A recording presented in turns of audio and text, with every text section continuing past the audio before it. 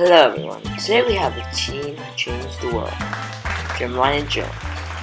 In 3, 2, 1. Today we're here with Jay Younging from Younging & Co. What is Younging & Co.? So actually, what's up, guys? My name is Jeremiah Jones, also known as I am Jay Youngin. So actually, Jay Youngin & Co. is actually my nonprofit organization, which focuses on academic, sports, and leadership. And basically, the main goal is to encourage all walks of life to excel in their lives. And actually, when I first started, I was 8 years old, and we actually started off as a clothing brand, in which we still are pressing the merch. But now, we just converted to now an organization. How old are you now? I'm 19 now. And so, did anyone inspire you to start this company? So actually, when I was 8 years old, I want to say I was a little different. And what I mean by that is, an average kid, an average Joe would, when I was 8, I was doing guitar lessons. I was playing sports, basketball, football. I was doing all these different things and also dance lessons, but I just didn't stick with it. So obviously those things weren't my passion, but my dad, he was in the music industry when I was younger, and he also had a clothing line. So me looking up to him, I feel like that was a part of my inspiration to start my own business. And then being around the music scene, at first I really didn't even want to do music, but I always had a love for it, so I give it a try. So, did your dad teach you how to start selling, doing things like that? Well, yeah, actually my dad, he taught me everything I know, how to start a website, how to market myself, how to pitch certain things. So yeah, my dad was a big part of it. So, you told me that you started this company when you were 8, and at the start you didn't really start to be a singer. But when you were transitioning to becoming a singer, how did you do that? Because you can't just go to your school and say you're going to be a singer and everyone's going to be like, oh, great job. You're probably Right, a bit of harsh feedback. right. So actually I was doing my clothing brand and doing motivational talks since I would say around 12. So I was doing that, and then once I got into high school, my freshman year is when I started doing music. So I was about 16 then. And people and friends, they would, what, you're doing music now? Like, I thought you were a motivational speaker, or I thought you were just a clothing brand owner. And I was like, yeah, I was, but you got to expand. I just don't want to be boxed into one thing. That's one thing. People cannot box me in just to one thing, because I like to say I do it all. At first, people weren't really receiving it, but now I've been doing music for about 3 to 4 years now, and I would say people are really, they're really receptive to it, and they support me. How did you get your music well known? Well, I started off when I was in high school. So with that being said, all my friends and everybody I knew, I would accidentally repost my stuff onto their social media, and then I would have these little promotional cards. So I'll pass them out at school, different events. Like, I'm not sure if you're familiar, but out here in California, we have this event called BET Experience. So I would go to that. Major celebrities, tons of celebrities there that also do music as well. I'm passing out my stuff, and that was for about 2 years back to back. And then I also have other friends that do music as well that are older than me, and they have a little like weight to their name, so they're reposting my stuff. And you just got to keep going. It's all really about staying consistent and never giving up, because You started doing music. Is that your main company, or is it the motivational speaking?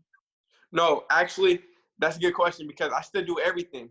So along with my motivational talks, say if I go give a speech at school. How did you create your songs? Because I see you there and rhyming, you're doing everything so fast. I'm like, geez, that doesn't look easy. And you have to go to high school, which I'm going to next year, and it's really stressful. So Okay, no, congrats. Basically, writing stuff that people can relate to, because you just don't want to write songs or do stuff that's only about you, because people will be like, well, how can I make the connection with the artist? So I want people to be able to connect with me, connect with my music, and feel every word that I'm saying, because music is an emotion. And for me, music is therapy. And when you say music is therapy, do you mean that maybe it helped you when something was going wrong? Or in what way do you mean that? What I mean for that is, like, if I'm going through a tough situation or if I'm going through a certain time, I would turn to music. Music helps me take certain things off my mind. Music helps me elevate. Music motivates me just to keep going. And so what is your best-selling song, would you say? I would say right now it would be my song For Real, For Real. I put that song out a couple months ago, and right now I believe it's about at 48,000 views. That's my highest viewed video right now on YouTube. So the hook, it starts off with, Young homie came from the bottom for real, for real. I had to grind for real. I had to give me a bag for real, for real. Got mad for real. So that's a little bit, you can go check that out on YouTube. It's called For Real. Correct spelling. So When you were transitioning to becoming the singer, did you lose any of the followers that you had before? no, I don't want to say I lost any of the followers. I would just say if they didn't want to support my music, they just stood with me to support the motivational talks or the clothing brand. But no, I don't want to say I lost any. If anything, I gained more because people were curious of who I was and why I was doing so much. And how did you handle the negative feedback? Really, how I handle negative feedback is I just look at it as more fuel, just to keep me going. Because if people want to hate on you, if people want to talk negative down on you, all you can really do is just keep going so you can prove them wrong. Like when I was younger, when I first started my clothing brand, people always talk down like, bro, you're so young, you're only 8, you don't really have your own clothing brand, you're not really doing this. So all I could do is just doing me, stay consistent, grinding, focus, ignore it, block it. And you didn't feel like stopping because like everyone's saying, oh, you're just 8 years old, you can't do anything. That's just it. I mean, it's not exactly positive feedback. So Right. Yeah. Nah, actually, I didn't feel like stopping. I just felt like, how can you have this much energy towards one person that's trying to make a difference or trying to do the right thing? It's not like I'm out here doing something negative, So I just took that as motivation just to keep going. When people don't even rock with me now, I gotta respect that. I just gotta think that because not everybody's gonna like what you're doing, and you gotta realize. And with the clothing brand, where did you sell the clothes? I actually sold the clothes online, and I have my own flagship store located at the Pike in Long Beach, California. When I in 2012, and then we closed it in 2014 because we rebranched the whole brand, and now it's strictly online. Oh, and why did you close it exactly? Oh, we closed it actually just to rebranch the whole brand, just to get everything back in order. The merch, different seasons, and just get back focused. Oh, like you're getting distracted at the store because like you have to pay the rent and all that, right? Well, not distracted, but along with overhead too. Overhead as far as rent, they wanted to raise the price and stuff, and it just wasn't the best. It just wasn't the best timing for us at the time, so we just went back online. And did your dad teach you how to start selling and doing things like that? Yes, my dad taught me majority everything I know. And does your mom have any of a role in this? Like, did she help you in any way to continue and start the company, or she just? Oh yeah. My mom, she's all in full support. Even with my dad, her and my dad and my mom, they actually put up all the money behind me, financial support, physical support, everything that they could do just to help me know that they're there for me and that they see my vision help become true. So it's both of them. My mom just more behind the scenes. When you were starting out, did you think of getting one of your friends to help you or anything like that, or never came to your mind?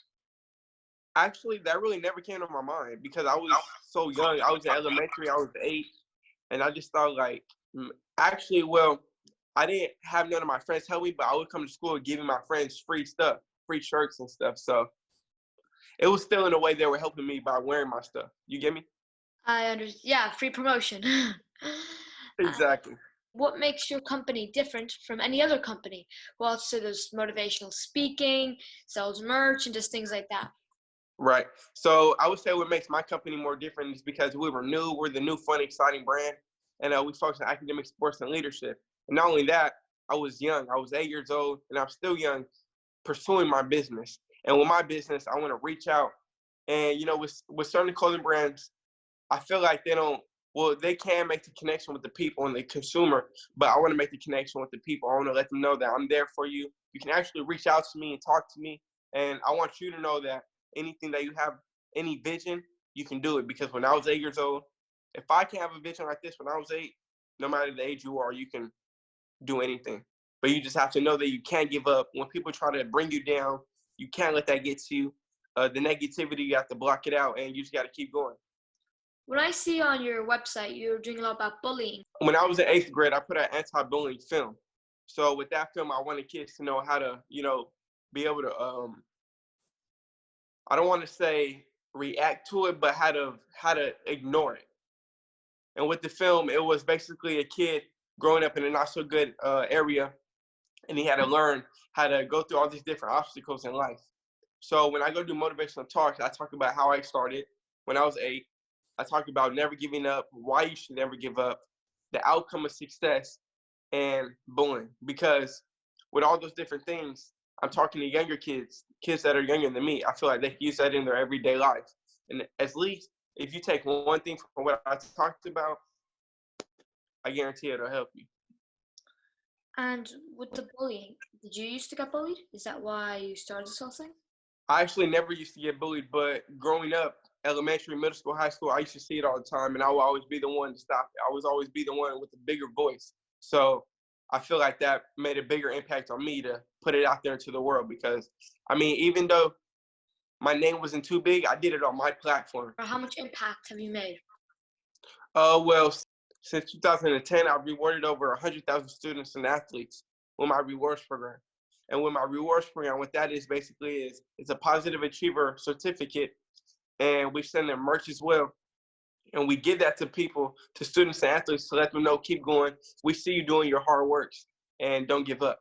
So since 2010, 100,000 students and athletes.